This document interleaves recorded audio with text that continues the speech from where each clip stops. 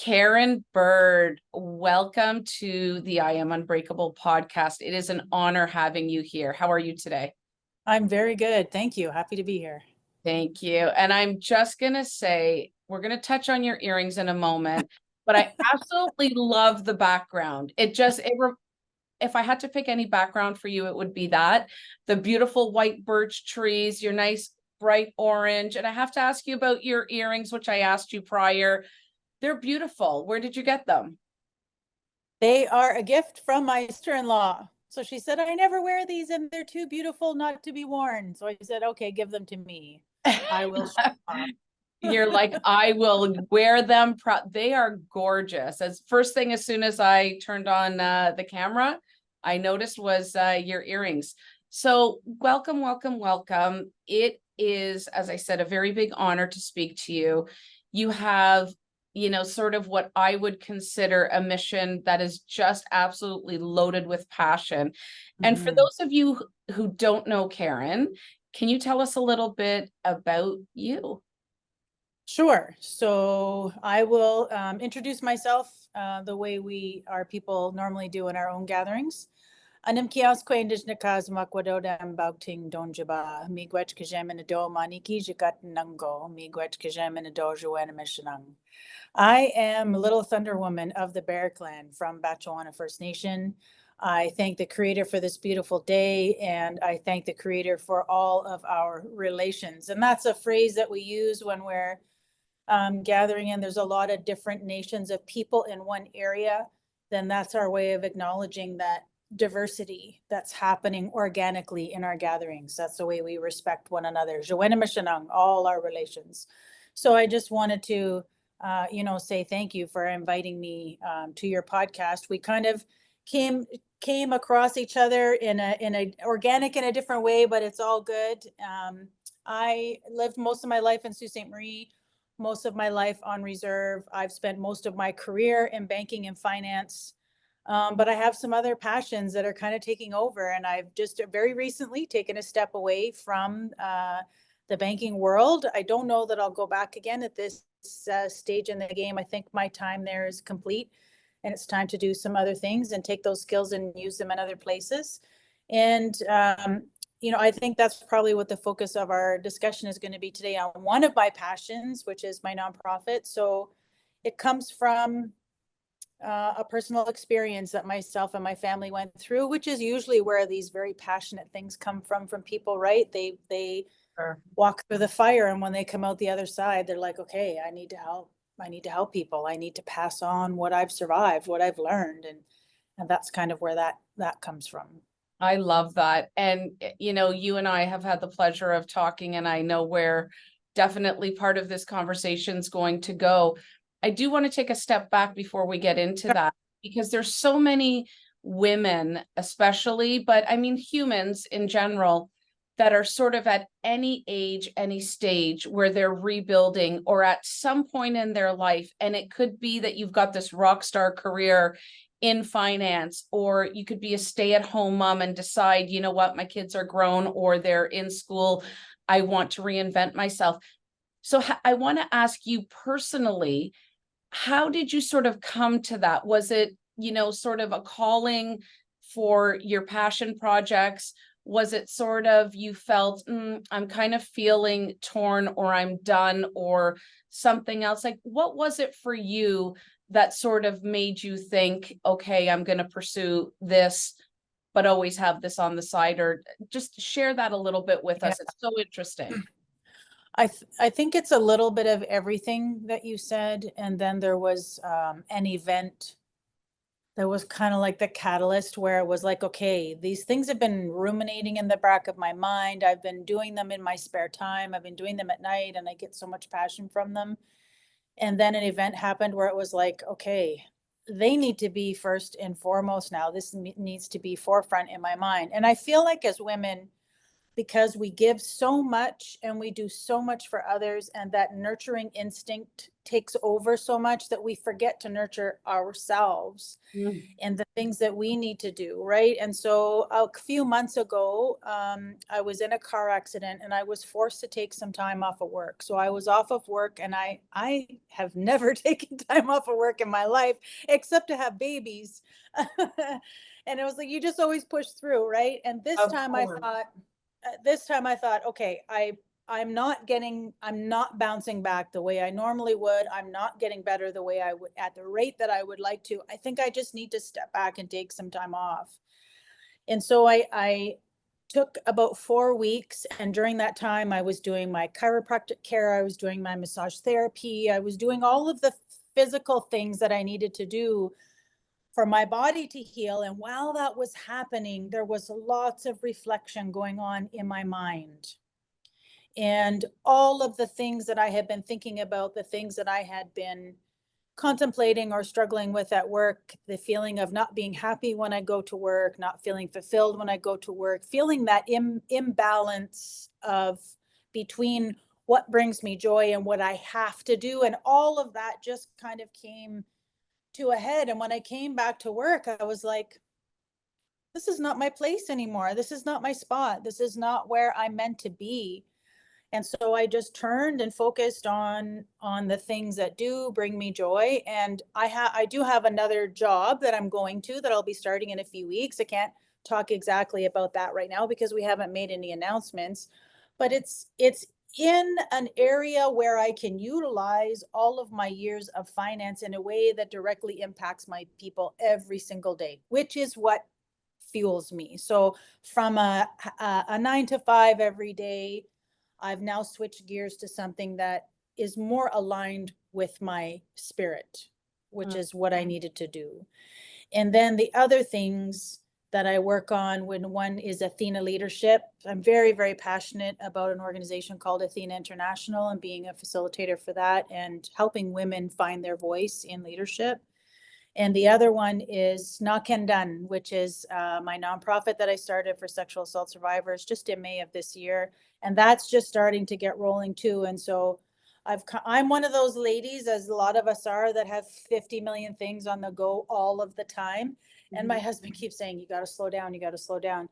And then once I did slow down, I was like, okay, I need to narrow my focus. I need to just give big pieces to a few things instead of a bunch of little pieces to a lot of things, right? Yes, that's huge. I mean, just what you said, I'm going to interject for a moment. Sure. Everything you said is worth its weight in gold, but you really reflect on self-care, and you really talk about, and I'm guilty as well. People always probably look at you, look at myself, or people that are sort of thought leaders and think, oh, you have it so together. But like you said, you're giving a little bit here, a little bit there, and you always feel like you're just not giving everybody 100%. As women, as leaders, as entrepreneurs, as mothers, it's hard to do. But the really important thing, and one of our big main focuses, and actually the first sort of theme of our publication, is self-care. And that everything you're talking about right now, yeah, and how your journey has led you here, feels like it's about self-care. And I love the fact that you mentioned that I was doing everything for my physical body, as we do. And and I'm very thankful that you're okay, I hope, through our accident now. But, aside from, physiotherapy, chiropractor, then if we're healthy, the gym, getting our hair, our makeup, our nails, whatever done, you don't really sort of wash your brain or look what's inside of your heart or your soul. And I think if we did that more often, since that's what fuels our outer shell. And I think you're a huge advocate for that. And I love the whole thing about mindset and everything, is that I think we'd be a lot healthier and happier, and it wouldn't maybe take an accident. It usually is something that stops us dead in our tracks, and the universe's way of saying, Karen, you're not meant to be here. I'm going to pull you out for a bit because I'm going to let you see. That's how I feel like when you tell your story. I'm very drawn to it because I still feel there was some kind of intervention there to show you where you're really supposed to be. I don't know if you believe in that or not, but I do. And so you really focus on the self-care piece. So then, and again, I'm not going to pry what you're going to do, because I already told you I really want to be involved in your nonprofit, which you're going to be sort of gearing up again and putting a lot of effort into. Yeah. But do you feel that as a woman, sort of looking after yourself, I feel it's always almost secondary for us. We've got the kids, we've got the family, the partners, spouses, the aging parents, the community. Yeah. Who looks after you? Yeah. Yeah, that's exactly. And so I was just away at ceremony last week. It was a beautiful, 4 or 5 days. Yeah. And one of the individuals, a new person that I met, someone that I've added to my circle, they're a healer, and they were there to partake in ceremony, to get healing. And as we were doing our opening, that's what they said: who heals the healer, right? That person also needs to make time for themselves, even though that's what they do for a living. That's how they give. That is their purpose on this earth, is to help others. But at some point, we all have to stop and take care of ourselves. And I think women, as nurturers, as natural nurturers, whether you have children or not, there are people in your life that you still care for in that way. And things become priority beyond ourselves. And yes, we are last on the list. Why? Right? Why do you think that is?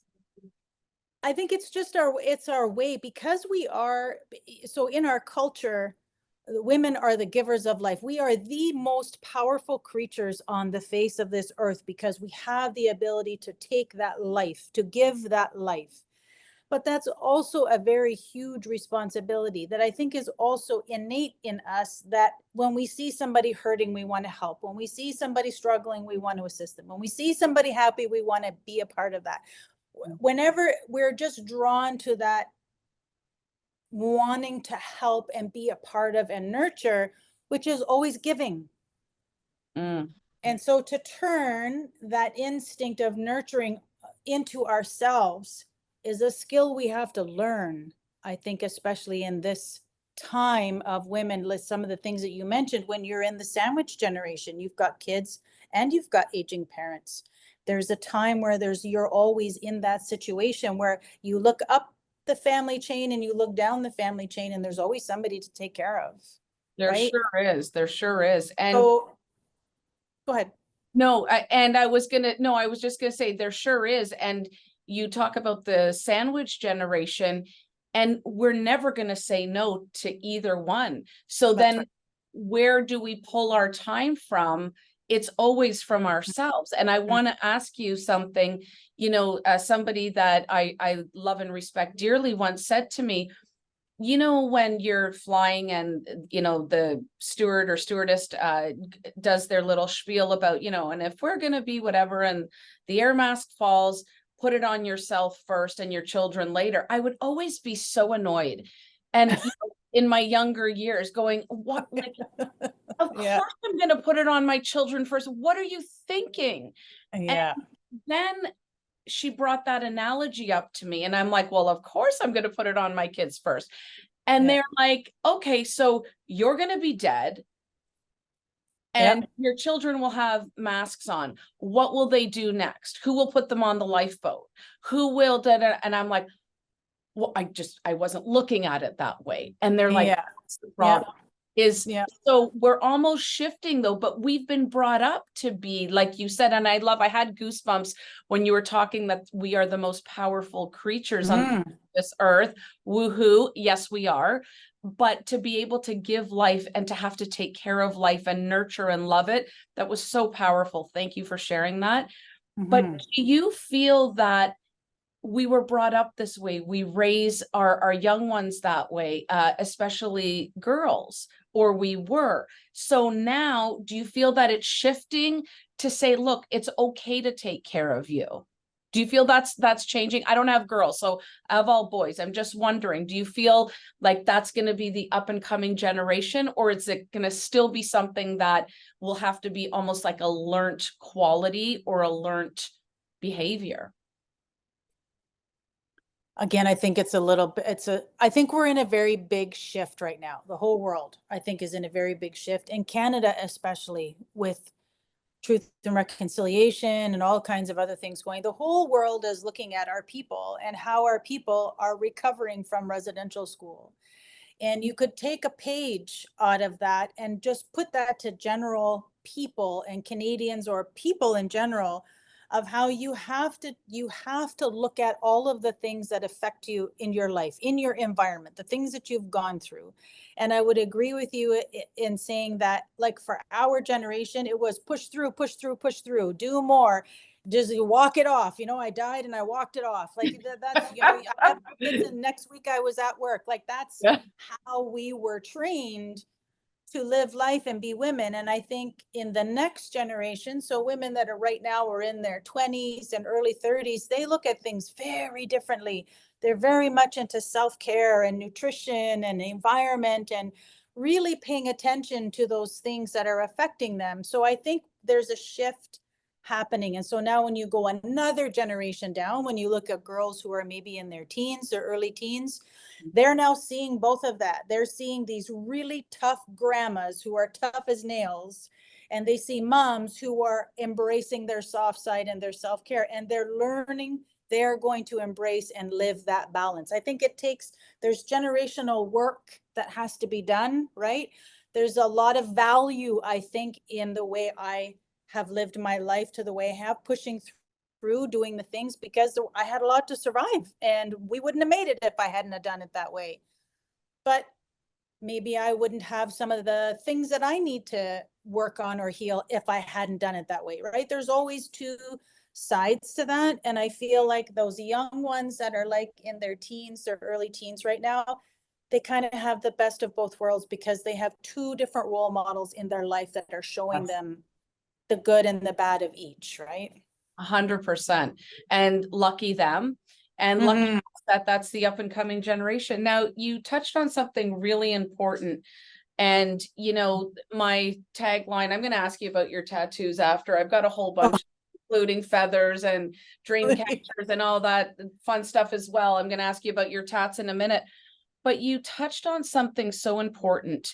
And the whole premise and our tagline, hence I've got it tatted on my body, the struggle's part of the story. Nobody wants to talk about the struggle.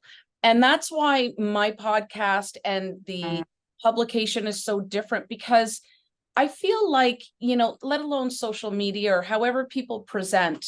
And of course, you don't want to necessarily put all your stuff out on social or talk to everybody about. But I think that when you talk from a place of authenticity and a place of healing and growth, I think it is so important to be able to story share and story tell, because prior to, believe it or not, cell phones and computers and all that, that's the way we learned. That's the way our ancestors learned, right? And you can attest to the fact that it was about storytelling, and it's still where I today learn my best lessons. So why wouldn't we want to share the tough times and the rough times? Because if I can make somebody else who's struggling maybe with something that I've lived through and been able to, like you said, and I was laughing about, I died, I came back, and I'm fine now, right? And got through it. But if I can share some of that and help somebody where it makes somebody not feel so alone, why wouldn't I do that? So do you feel that with part of what you're doing, I think our missions are very aligned that way, that you're wanting to tell your story and other people's stories so you guys can all come together, and we can come together as a community, as women, as human beings? Mm-hmm. Be fair to say? So, yeah, for sure. And there's, two things there sort of that were coming to mind as you were speaking. And one is the authenticity. So in the Athena leadership program, there are 8 principles of leadership. And the very first one is to be authentic. And I find no matter how many cohorts of women that I work with, and no matter how many women I talk to, authenticity is a challenge. And it may be for 2 reasons. Number one, it may be a challenge because they've never had the space in their life for people to respect them being authentic. So they don't know how to do it. And the other one is and it's very common for women working in male dominated careers and spaces, their voice is dulled or quieted when they are authentic, and it's spun to be turned into a negative thing if they're authentic. They're pushy, they're aggressive, they're opinionated, they're whatever, instead of having that equal sound to that voice. So authenticity for me is extremely important. And I've had that label my whole life of being bossy, pushy, aggressive, whatever it may be, because I don't, it's not that I don't care. It's that I'm going to say what I'm going to say. And, when I was doing different things with leadership in the banking industry, I would always say to leaders, I'm going to tell you what you need to hear, not what you want to hear. Because if you're truly talking about making change in this organization, you have to hear what it is that you're doing wrong so that you have an opportunity to make it right. And you have to read the room, obviously, right? When you're saying that and having these kinds of conversations, you have to be respectful. There is nothing disrespectful about expressing yourself in an authentic way. But If it sounds somebody is like you are being respectful, and it almost exactly, sounds like, and I'm gonna ask, and you don't have to give specifics, but it almost sounds like it wasn't really received well. And I think that's not on you, because the way you talk, and I know you well enough to know that you wouldn't be disrespectful. You will be honest, you'll be authentic, you'll be strong, you'll have your opinion, and good on you. But it almost sounds like you said about having a voice, it sounds like they'll either spin it into something that it's not, just to sort of mute our voices. Coming from a male dominated industry myself, I'm very well aware of that. So how was it received when you gave feedback? I think there were pockets of places where people were just so happy to hear truth, to hear authenticity, and were very welcoming, and were really in that space in their life or in their position where they were ready and willing to make that change, to do the work. And you want to surround yourself with those kinds of people. And then there were pockets of places where it was like, no, that's not how we do that here. You need to take that somewhere else. Wow. And so then I'll be like, you know what? I'm not here to try and convince you of anything. I'm expressing. You take it. You don't want to take it. That's okay. I'm going to put my efforts elsewhere. There's only so many times you can talk to somebody about something before you realize it is not being welcomed. It's not being embraced. They're hearing me. They're not embracing it. And you know what? That's okay. And a big part of our culture also is free will. So you choose what you want to take, you choose what you don't want to take, and I will do the same. So if I am in a space where I'm sharing and I'm giving and I'm doing my best, and there is not a reciprocal relationship developing, it's time for me to move somewhere else. And that's, kind of where I think things came to me for the end of my career. I absolutely am so grateful for all of the years that I was able to do the things that I did, because they enabled me as a single mother to support my family. I am ever so grateful of that. There are not a lot of people, single parents, never mind women, who have that opportunity. So I am extremely grateful for that and all of the skills that I gained while I was there. But it was time to make a change.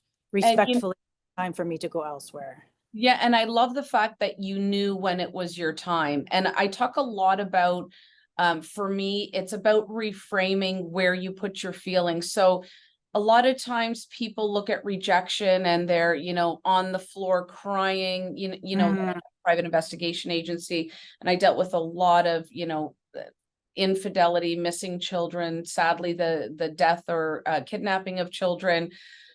Just custody, just terrible domestic violence, addiction, you name it. And a lot of people would, and it's a human sort of trait that people right away look at rejection as they've done something wrong, where Yes.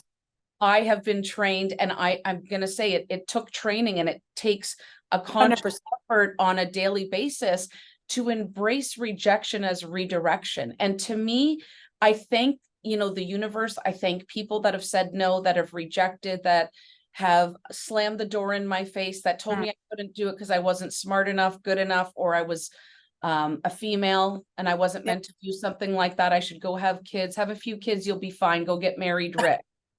What? Like, of course I want that, but I want other things too, right? And I thank them for all of that because really, I probably shouldn't be where I am today because of all the rejection that I got. But it was me being able to reframe that rejection as redirection of saying, okay, this is not my path. So my Mhm. path is going here, but I thought I was going that way, but I'm going Mhm. to turn this way because this is, I can still get to the, I'm still moving forward and I can still get to where I need to be. So do you feel that that is sort of your outlook as well? That when you're in a space, like you said, where people don't hold a space for your authenticity, that you say, okay, I'm tapping out. Like I've told you how, things Yep. are in my perspective, but I'm tapping out and I'm moving forward. Is that two questions? So is that sort of where you're at now? And does that come with experience and age? So I'm going to switch sort of scenarios with that, and I think that the answer to that is really lies in what led to Nakehndan. So 100% there's some of that, in the working world. And when you work in an environment where you don't see yourself reflected in the workplace, you don't see yourself reflected in leadership, it's definitely, you have to learn how to redirect. It's just survival in that organization. You got, keep moving, you just keep moving and you go somewhere else. So it was there for sure. But that whole, and you're right, it is work that you have to learn and train yourself to change your perspective when really horrible things happen in your life to you or to people you love, right? And so when my oldest child disclosed sexual assault, for many years, I kept saying, why? Why do I have to go through this? Why does my child have to go through this? Why is this happening? I live a good life. I'm a good person. I do good things. You're trying to rationalize and understand how this could happen to you because we often, or your instinct is to think that bad things happen to bad people, that bad things don't happen to good people. And so when it does, you're like, I don't understand what's going on here. And so it took a lot of years, and it was literally one day I just went, okay, I can't control anything. I can't control the court. I can't control child welfare. I can't control, my lawyers telling me what to do. I can't tell them what to do. I can't control how my child is feeling, how they're dealing with this. I just have to leave it to creation, to faith, to creator, to the fact that I'm just going to wake up every day and do my best. And that's good enough for today and not worry about 2 years from now, which is where my mind was always going. What's going to happen when they become an adult? What's going to happen when my younger children hear this? What's going to happen? And I was pulling myself into this frenzy all of the time. And it takes work and training to sort of pull that center back together and ground yourself and go, okay, I can do this. I have the tools. I can do this. And if I don't have them, I'm going to find them and I'm going to make this work. We're going to get through it. But you have to make the effort to change your way of thinking to go there. It's You work.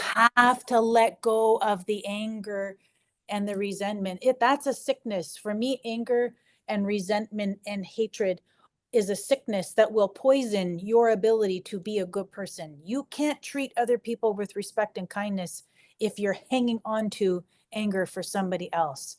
And you just got to let that stuff go. And I think once I started that path of switching, even just the way you talk to yourself, instead of continuously asking myself, why is this happening to me? I would start to say, what can I learn from this? What Where's the can lesson? I take? Yes. What is the lesson that I can take from this to help somebody else? Because God knows I don't want another woman to feel this way. Wow. I don't even know what to say. So first of all, I have tears in my eyes.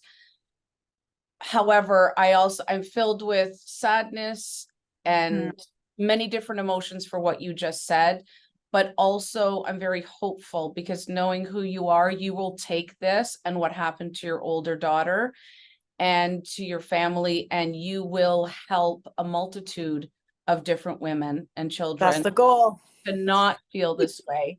That's But the I goal. still have goosebumps and I still feel saddened, obviously for the innocence, right? Yes. And so I'm trying to sort of get out of that for a moment, but it's again holding space for those feelings, because it is very natural to feel anger. What could I have done differently? What could I do? And I think it's just our lack of, I don't even want to say knowledge so much, but it's our lack of experience. It's not something people normally experience.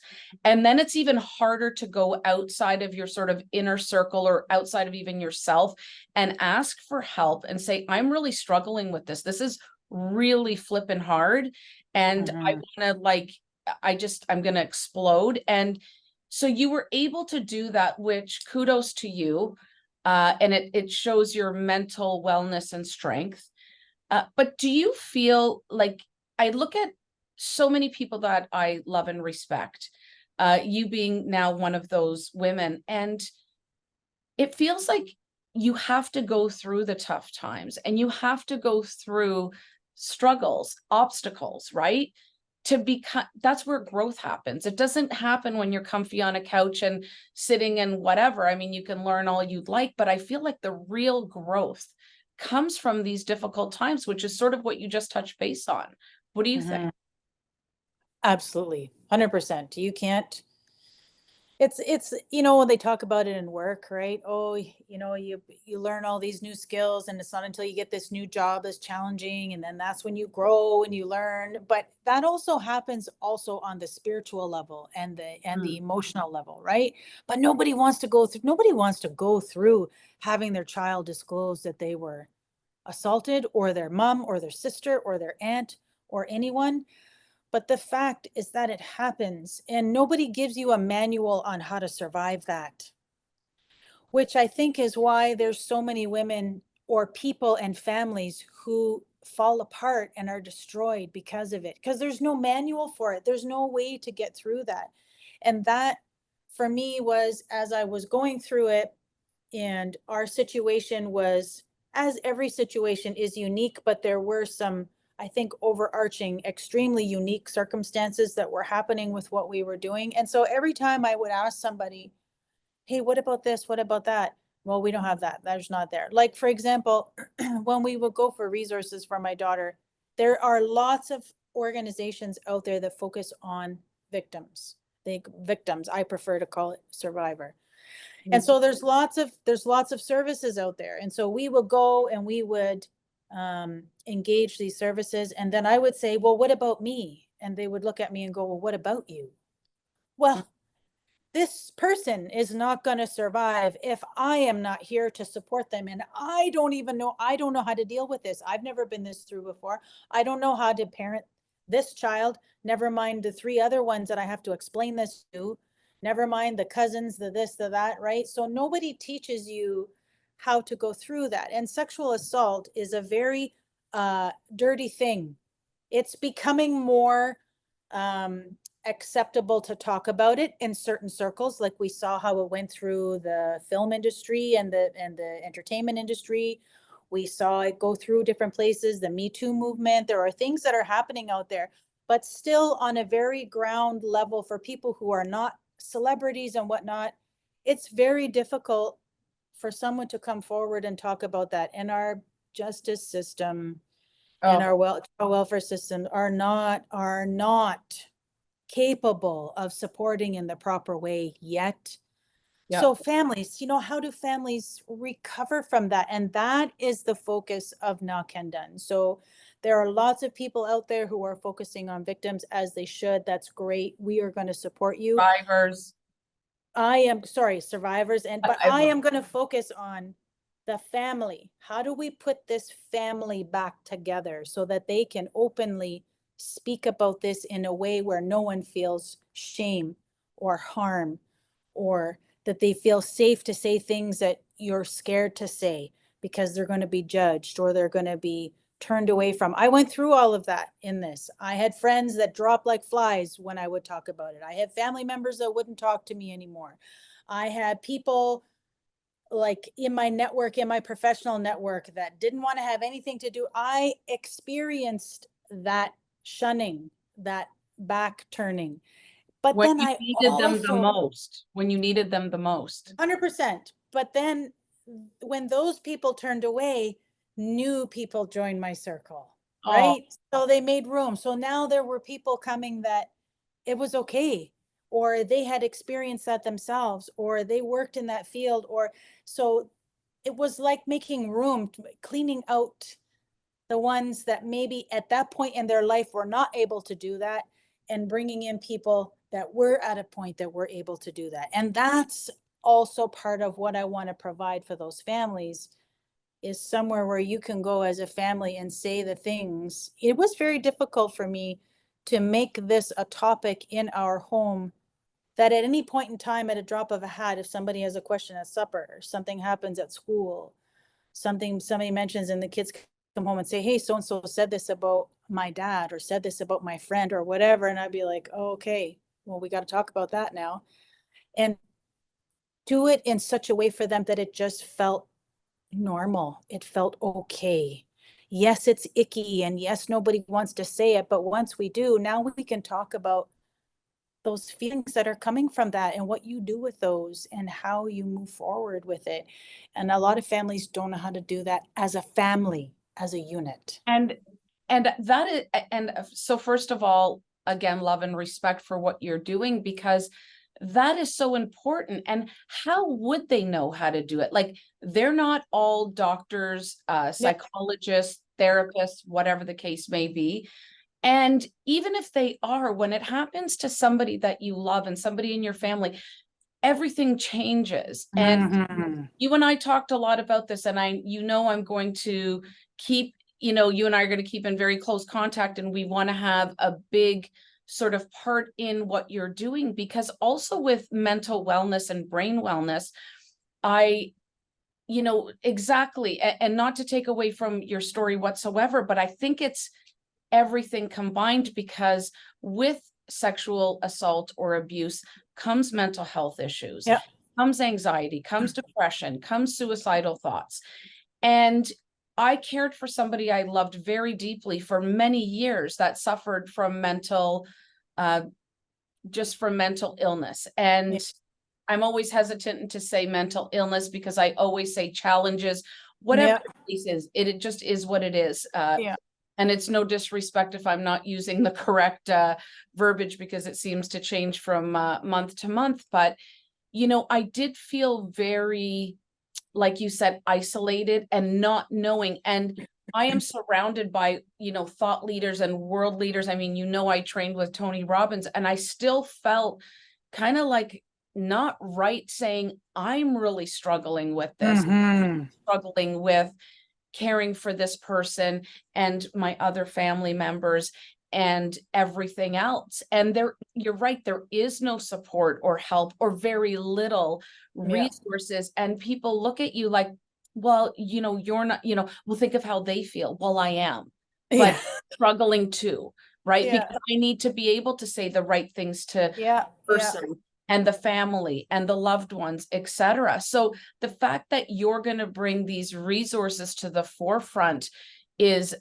phenomenal. And it's going to be life-changing for people. It Mm-hmm. really is, because that is why families fall apart, because nobody knows how to deal with it. I mean, look, you're extremely intelligent, and you've obviously got community, and you've got a lot of things that you would think a person like you would have that support, but you had to fight and you had to go through it. And you and I talked about the justice system, which Yeah. that is a whole podcast all in its own. Yeah. Yes, Um, it is. but, and we said, I mean, it was written decades and centuries before our time. And even though it's starting to change, it won't be anytime soon. And it's really unfortunate, because then we really do become a victim of circumstance, of what is, the judge, or what is this person going to Yeah. decide, not knowing, and they're going by laws that were written centuries ago. It doesn't make sense to me. So And then you add culture into it, and then you add cultural differences and perspectives, and it makes it even more complicated, because the person who is responsible for making a decision for the well-being of an entire family doesn't even understand how that family lives, or their values or what they do. So that adds another very critical element as well. And when when you were first talking about family and how difficult it is, the way I describe it is trauma shrapnel. Oh, Once that survivor discloses, boom, everybody's affected. Everybody, cousins, aunts, uncles, grandmas, direct family, everyone is a friends, everyone. Because what if the perpetrator was a friend, which is very which common, it right? which The it stranger normally is a thing, friend, yes, family, or known to the family, that's right. That's right. right? The Hollywood idea that they only happen by strangers, that's the minority. It's the secretive, hiding, manipulative, coercive way that it happens, which makes it so difficult to disclose, because the survivor knows once they say those words, you can't take that back, and it just affects everyone and changes the dynamic of the family instantly. Relationships are changed forever. And how do you do that? How do you say that and not, you already feel enough shame as a survivor, never mind disclosing, and now family members don't want to talk to you anymore, friends turn their back on you, and you innately, we as people blame ourselves when something happens instead of the origin of where it happens. And it's like a fire, right? It just grows and grows and grows unless you have a circle and a support group around you that know how to douse that fire. No, you shouldn't be thinking those things. That's not yours to carry. That's somewhere else. And then help you along. And then they have to do that for themselves too, right? So Of course. it's a challenge. It's a lifelong journey. I would have people say to me, because it took us 6 years to get a conviction. And I would have people say to me, oh my But you God, got the conviction. You got it, right? yes, not for my daughter. There 2 other women came forward after my daughter disclosed, and we got a conviction for one of the other ones. So it was a vicarious victory for me in that sense. But it happened. And people would say, won't You're cutting off. Hold on. You're frozen. ever. Hold on. This, You froze. Can you say that again? Because you which froze. I part? think it was the internet connection. Oh, what was the last thing that you heard before that? You said, and then people come full circle, like just the last 4 sentences. They'll come to you and they'll say, won't you be so happy when it's all over? When court is over, you'll be happy that you can relax and it's all over. And I said, it's never over. Mm. This is a lifelong process, because forever this person is changed. Forever this person's family is changed. You constantly have to deal with this. It's not like court happens and then everybody forgets. Yeah. And it's No. still there. It's still out there. And you still carry that with you. You just learn how to manage it differently. You learn how to not allow it to have a negative effect on you. You eventually, over time, turn it into a nonprofit that is going to support other people so that they can come through it. Right? Your name is Karen Bird. You sure do.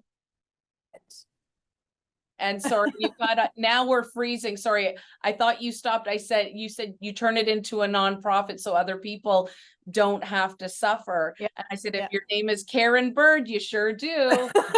Yeah. Which is, it's just phenomenal what you're doing. And I really want to bring to all of our listeners that are have, kind of blessed us with their time and taken the time out to listen to the amazing wealth of knowledge that you have. And we're just scratching the surface. I feel like this is probably a forever, kind of episode. Like you said, it's a journey. It's not a destination. Yeah. And I don't think it ever stops. But, what you're doing is almost, to me, it's innovative, it's revolutionary, and it most definitely is going to change the lives of individuals and families, because what you're really wanting people to do is reframe what has happened to them.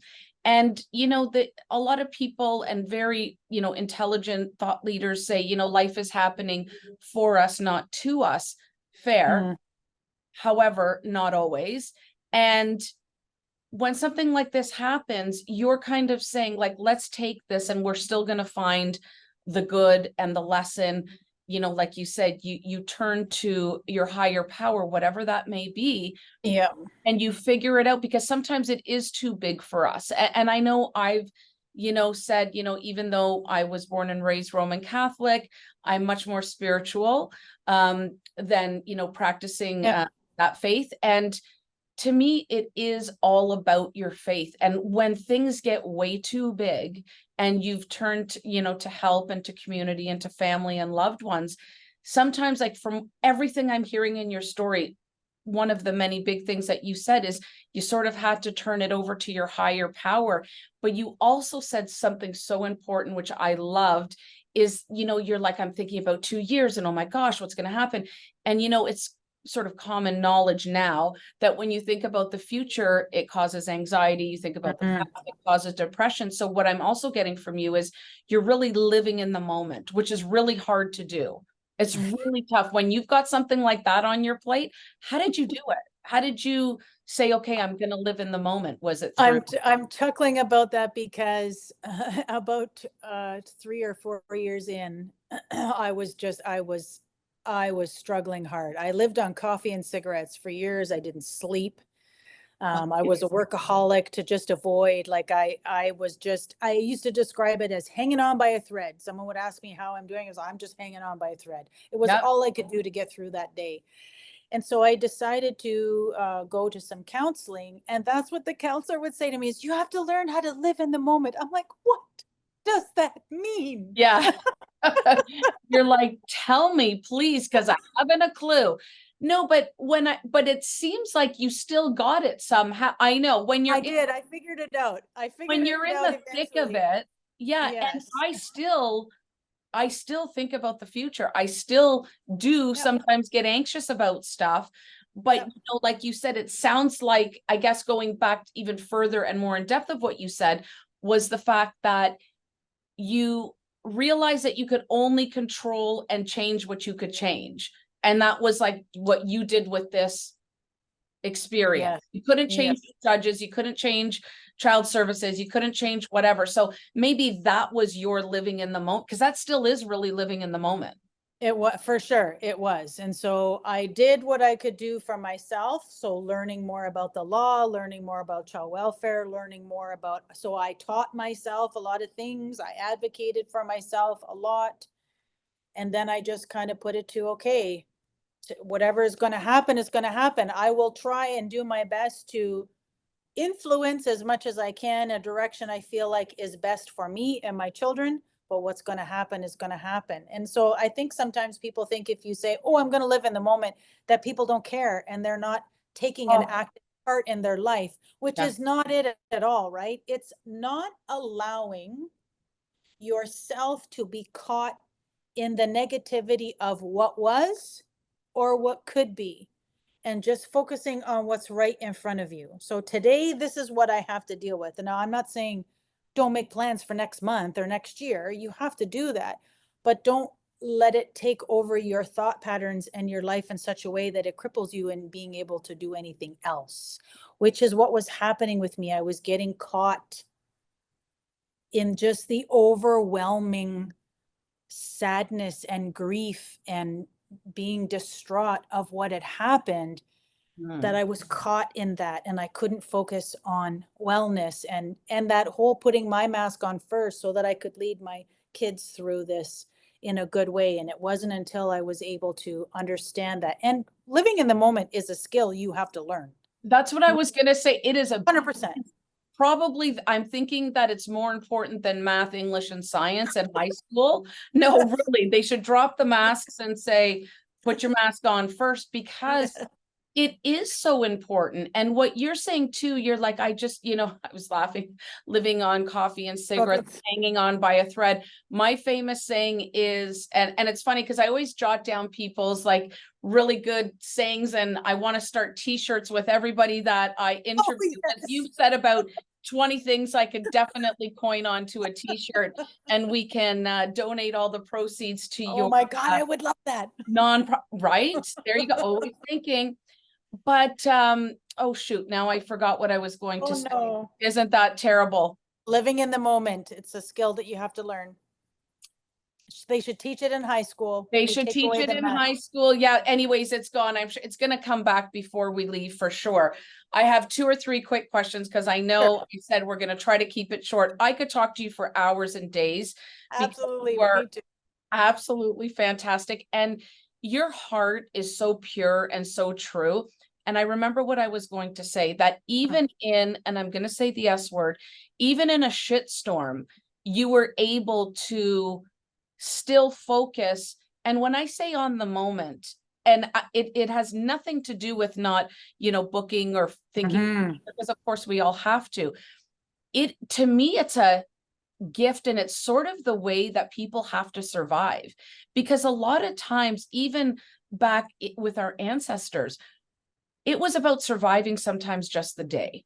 Yeah. And that really is one day at a time. Is there's many programs that really believe in one day at a time, and that is so incredibly important. But you don't know that in the moment because you feel like you've got to think of lawyers and this and that.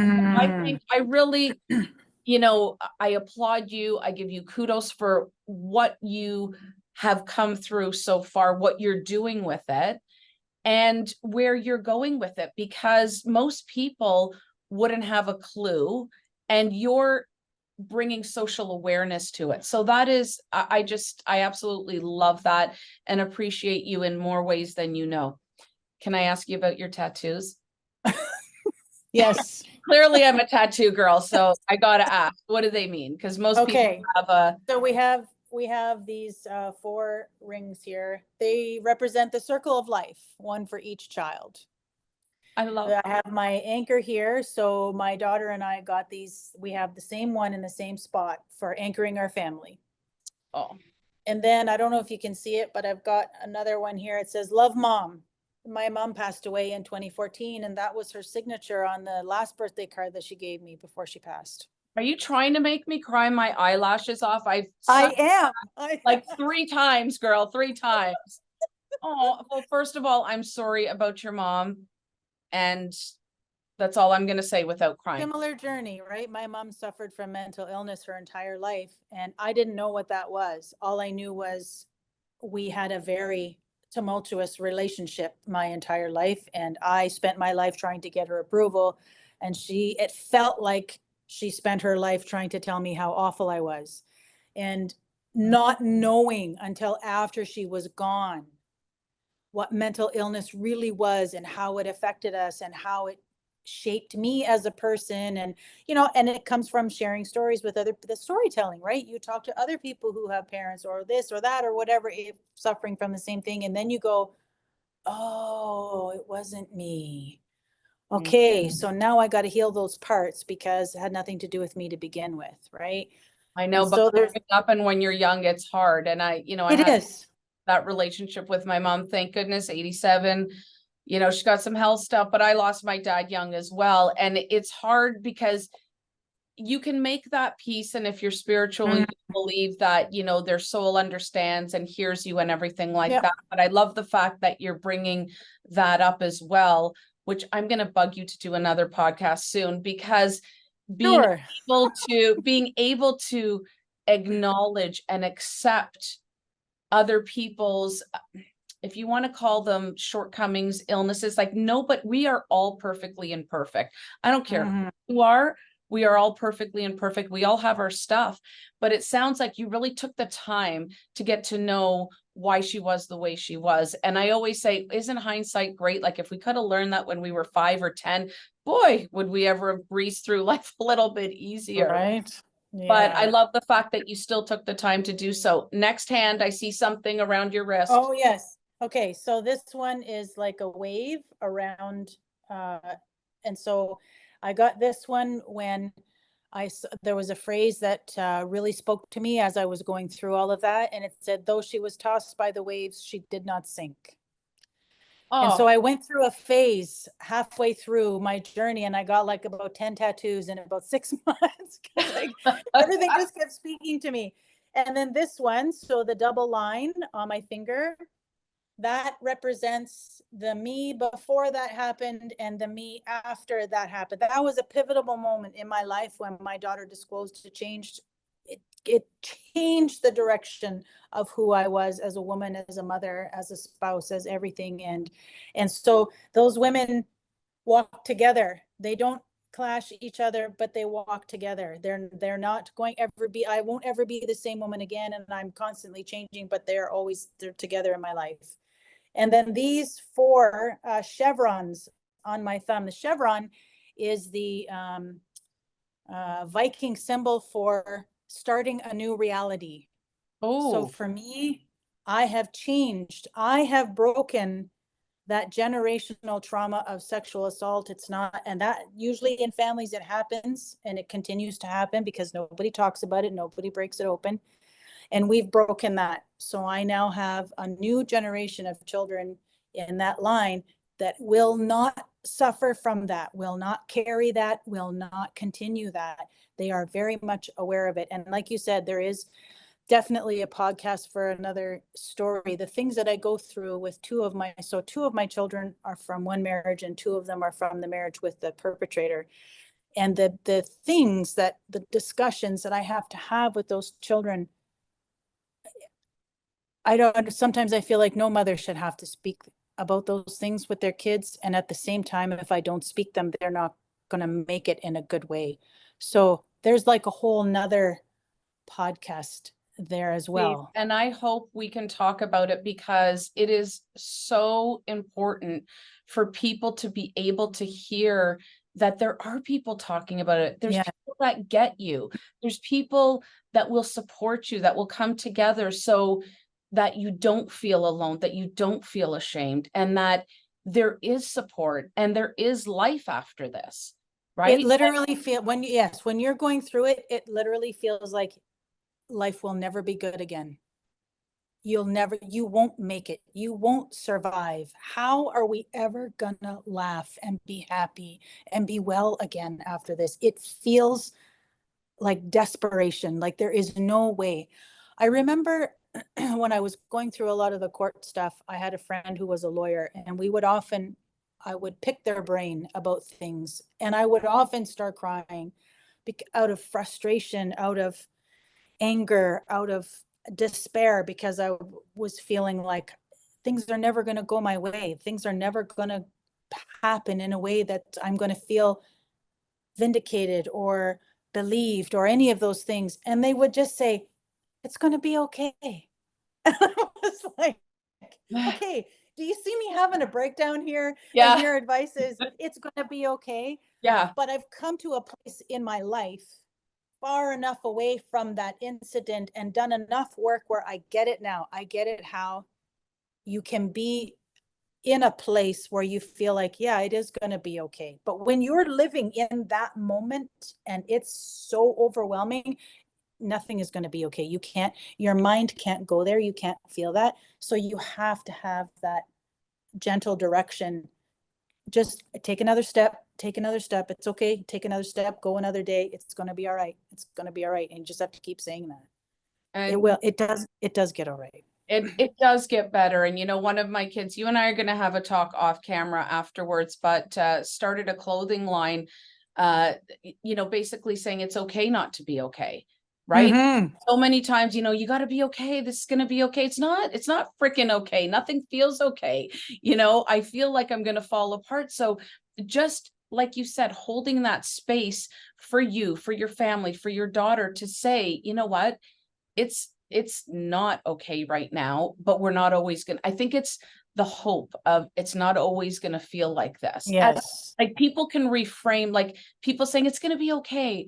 That to me is almost dismissive. Like when people tell me that Mm-hmm. when I'm, you know, in a place where it's not okay, just somebody, Yeah. you're not always going to feel like this, or, okay, let's, figure out a way that, we can just hold space for you to sort of vent or whatever the case may be. Yeah. Everybody just wants to slap a band-aid on it and say, okay, Mm, you're okay now, away you go. But not Karen, you're not going to do that. So I Hope is a big, I'm glad you mentioned hope, because that's also when you're in the moment of that, you don't have any hope. Your hope is gone.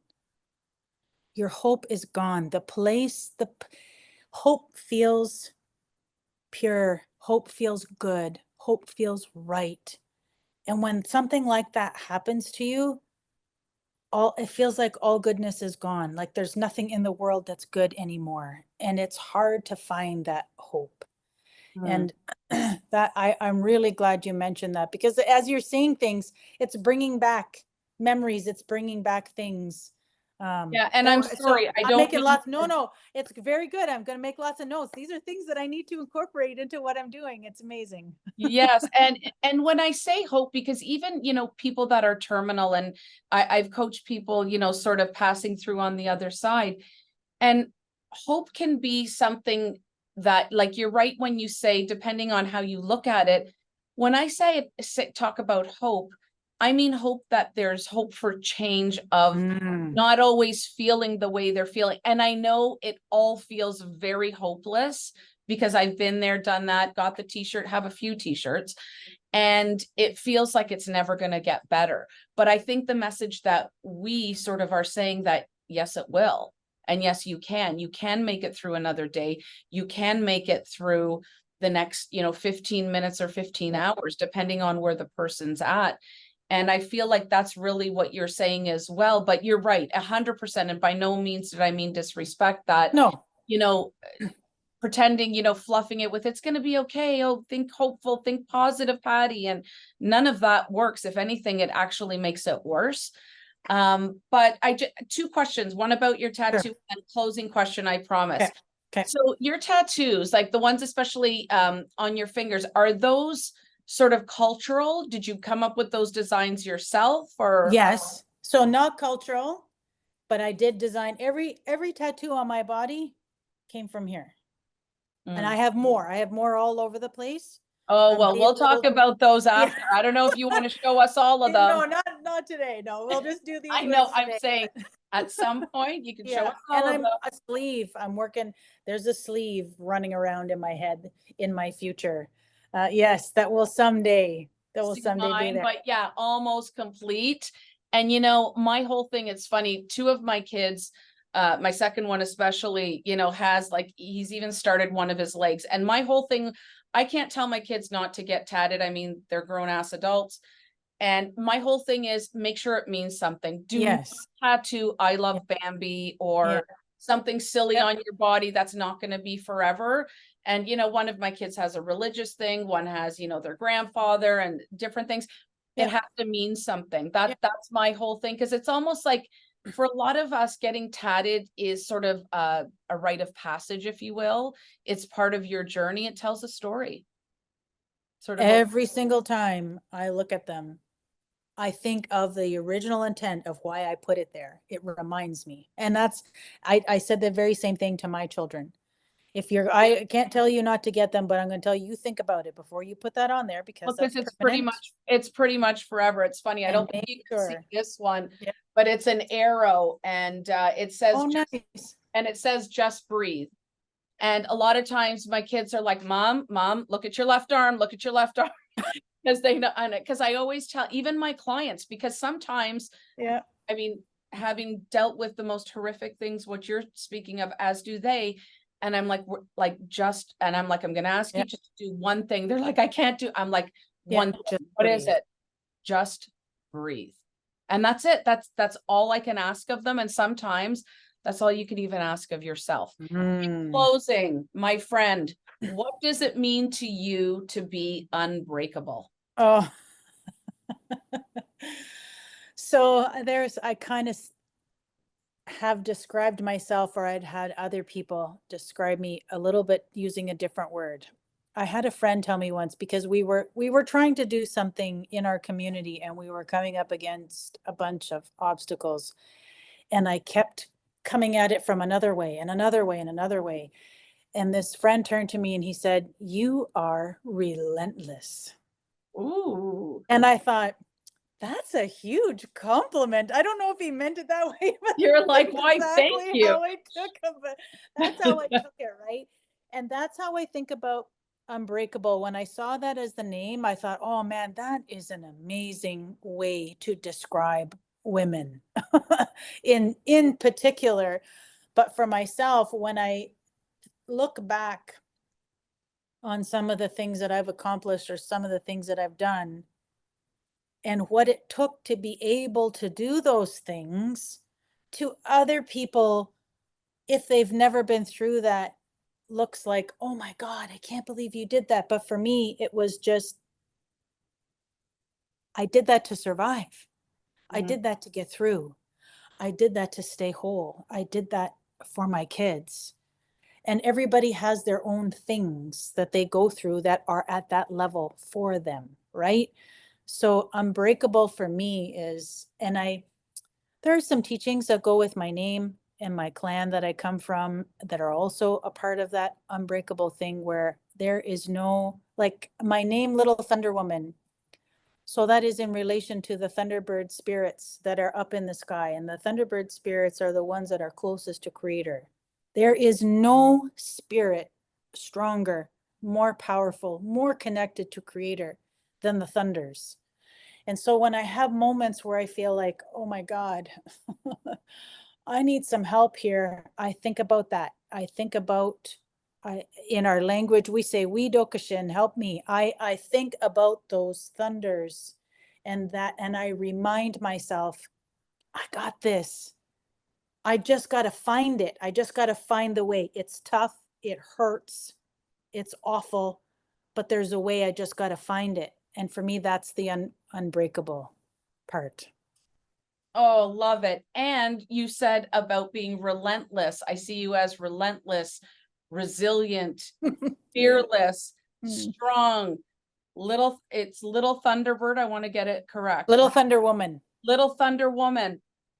Big Thunder Woman in my mind. Honestly, you are a force that is going to change many lives. Honored to have had this time with you. Big hugs, big love to you. And I hope that, well, either you're going to come to Toronto or I'm going to come to the Sioux. We already decided that. Yep. Yep. And we will do other podcasts touching these extremely important, sensitive, very, very, very Mhm. important subjects together. And I told you, anything I can do to help with your organization, we are there 1000%. Thank you so much for this time to be able to say these things so that they can be recorded forever for people to hear. And hopefully it helps, someone find that little bit of space where I'm going to say that too. I'm going to say my words. I'm going to speak my truth. I hope, that resonates with people. So I completely and utterly appreciate you making time for this and giving me this space to be able to say these things, because they really need to be heard. And I love the connection. There's so many connections you and I are finding with every conversation we have. There's more and more and more. So Huge. I Creator brought us together for a reason. I believe that. I So believe that too. let's And do the your work. legacy, your children, and the legacy that you are creating, have already created, the legacy you're creating for them and for many others is really, truly second to none. Thank you so much, Karen. Thank you. Thank you. Okay, until next time.